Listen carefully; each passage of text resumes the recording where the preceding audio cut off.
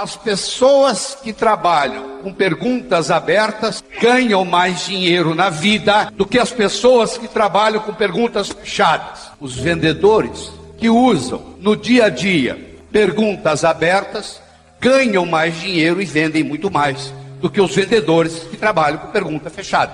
Eu sei que você deve estar curioso. Pô, se já é tão importante assim, me diga logo o que é uma pergunta aberta, o que é uma pergunta fechada. Uma pergunta fechada, meus amigos, é aquela que pode ser respondida com sim ou não. Portanto, uma pergunta aberta é aquela que não pode ser respondida com sim ou não.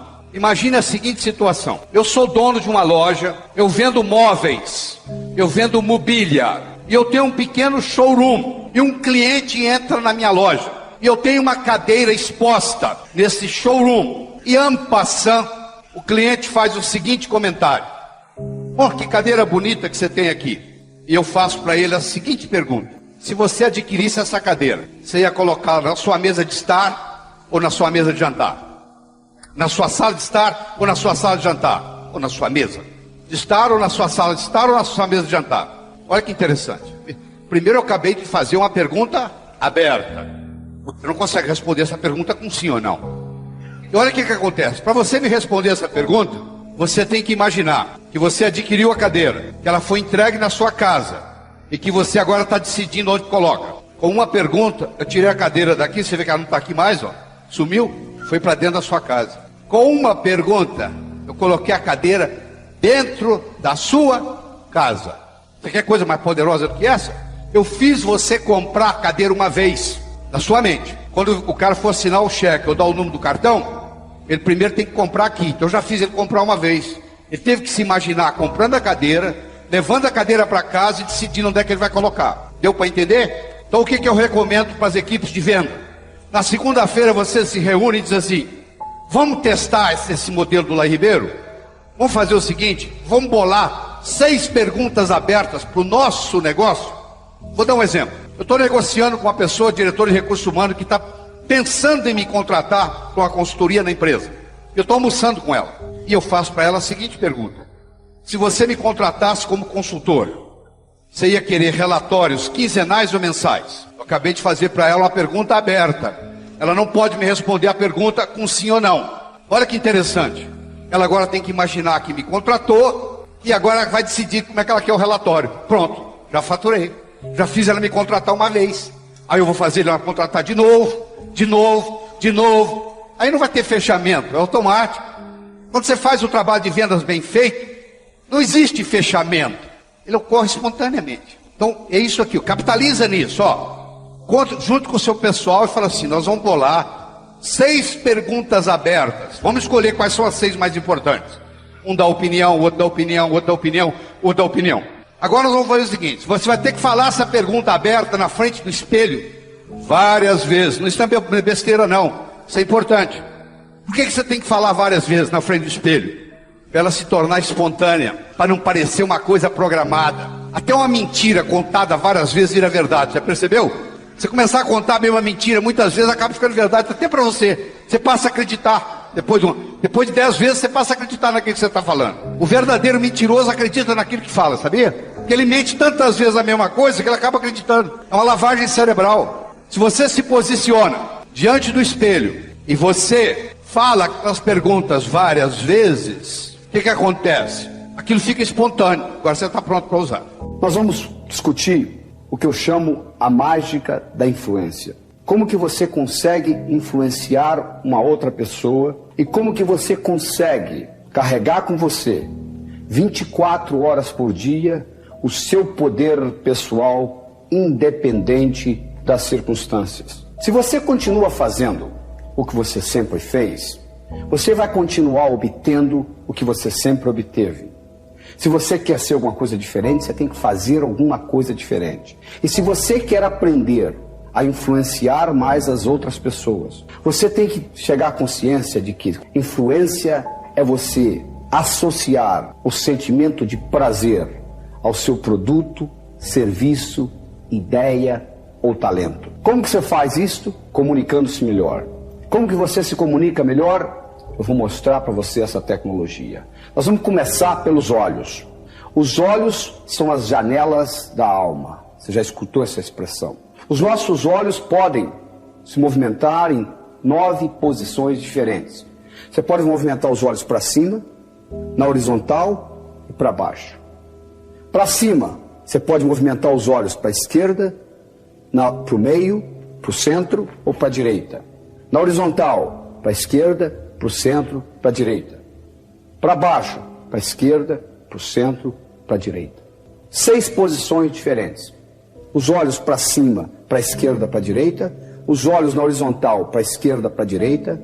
Os olhos para baixo, para a esquerda, para a direita. Todas as vezes que você movimenta os seus olhos para cima, você está processando imagens dentro do cérebro. Todas as vezes que você movimenta os olhos na horizontal, você está processando sons no seu cérebro. Todas as vezes que você olha para baixo, para a esquerda, você está conversando com você mesmo.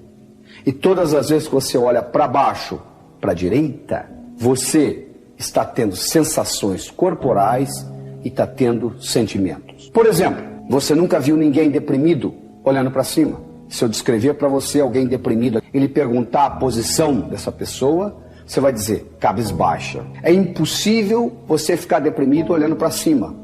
É impossível você ficar deprimido jogando voleibol, por exemplo. Você pode estar com a maior depressão do mundo. Você entrou numa quadra de voleibol, imediatamente a sua depressão acaba. Por quê?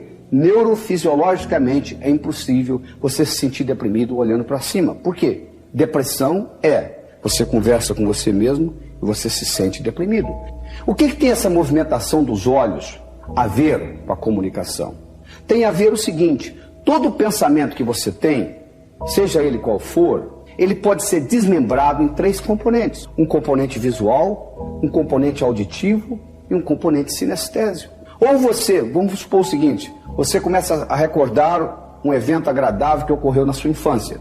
Para você lembrar desse evento, você tem que pensar em imagens, acrescentar ou não sons e ter sentimento agradável. Qualquer coisa que você pensar é desmembrado em 3 componentes: visual, auditivo e sinestésico. Apesar de eu estar falando em português, eu na realidade estou conversando com você em 3 línguas diferentes. Eu estou falando a língua visual, a língua auditiva e a língua sinestésica. E um modo de você descobrir como a pessoa está processando o pensamento é pela observação do movimento dos olhos. Todas as vezes que a pessoa olha para cima, ela está processando imagens no cérebro. Todas as vezes que a pessoa olha na horizontal, ela está processando sons. Todas as vezes que ela olha para baixo, para a esquerda, ela está conversando com ela mesma. Todas as vezes que ela olha para baixo, para a direita, ela está tendo sentimentos de própria percepção e emoções. Então vamos supor o seguinte: você está conversando com alguém e você observa os olhos dessa pessoa, e no momento que você fala alguma coisa, ela olha para cima. Então você sabe não o que ela está pensando, mas como ela está pensando, com imagens. Se nesse momento você disser para ela, você está vendo o que eu estou dizendo?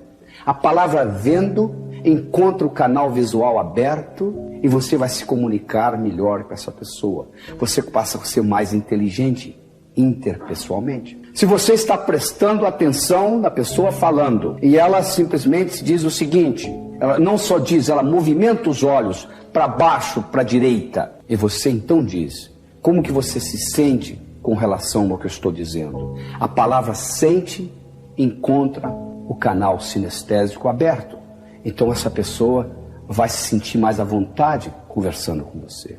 Existem 3 componentes da habilidade de influenciar os seres humanos. Um deles é a palavra, o segundo é o tom de voz e o terceiro é a fisiologia. Então vamos discutir isso com carinho. A palavra representa somente 7% da sua habilidade de se comunicar e de influenciar os outros. O tom de voz representa 38% e a fisiologia representa 55%. Deixa eu dar um exemplo que aconteceu nos Estados Unidos. Nos Estados Unidos vende-se muito por telefone, telemarketing, e foi ensinado às telefonistas a fazer o seguinte: o indivíduo que mora em Nova York, comparado com o indivíduo que mora em Dallas, no Texas, eles falam numa velocidade muito diferente. Se Se você colocar um indivíduo, um texano de Dallas, conversando com um indivíduo de Nova York, o indivíduo de Nova York vai reclamar que o texano fala muito devagar. Então foi ensinado às telefonistas o seguinte, que elas iriam assumir a mesma velocidade de voz da pessoa com a qual elas estavam falando no telefone. Se a pessoa falasse devagar, elas falariam mais devagar.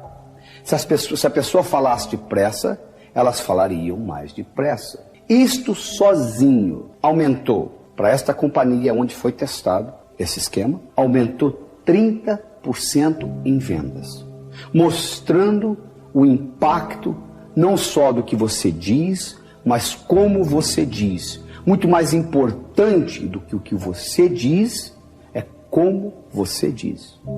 E a velocidade com que você fala é fundamental comparando com a pessoa com a qual você conversa. Então, agora para frente, você vai se lembrar do seguinte: se você está conversando com uma pessoa que fala muito depressa, aumente a velocidade da sua voz um pouquinho, da sua fala. Se você está conversando com uma pessoa que fala muito devagar, diminua a velocidade da sua voz um pouquinho.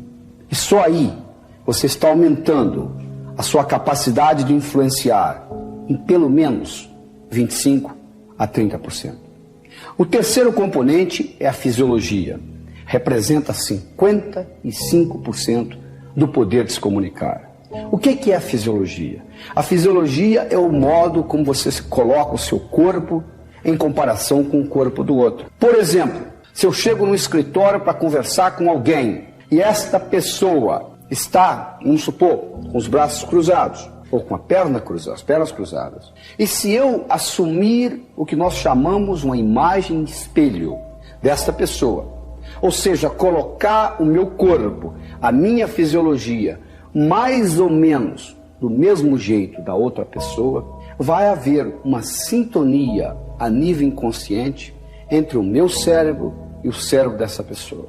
Porque quando eu assumo a mesma posição corporal da pessoa com a qual eu estou conversando, a nível inconsciente eu estou dizendo para ela: eu sou igual a você, você pode confiar em mim. Então as três coisas são importantes: a palavra, o tom de voz e a fisiologia. A palavra sendo apenas 7%, o tom de voz 38% e a fisiologia 55%.